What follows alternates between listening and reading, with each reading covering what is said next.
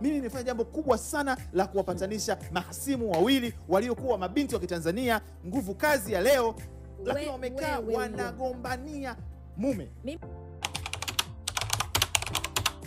Mara ya kwanza ilikuwa Eshabueti pamoja na Shiloshi. Mashallah.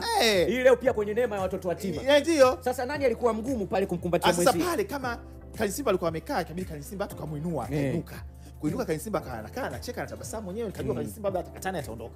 Akatabasamu na nini watu wote wakaja kuzunguka. Wakaja kama uzio hivyo katikati. Yaani asitoke mtu. Kamera kama yote asitoke mtu, asiingie mtu. Hiyo inaitwa ndani mtiti, nje mtiti. Yaani hapa mtoki. Wakina wema watu wanafurahia pale. Basi kama nakuona kichwa kama umebeba nanilia. Katikati ni mwashika hivi. Wajikuta ulamaa. Kama ile nani Tyson na Evander, alafu katikati alikuwa nani promoter yule refa au promoter alikuwa yule maarufu sana huyo basi hapa tukashika hivi nikamwambia jamani, nyinyi ni mabinti wa Tanzania, kwa nini mnaishi maisha haya?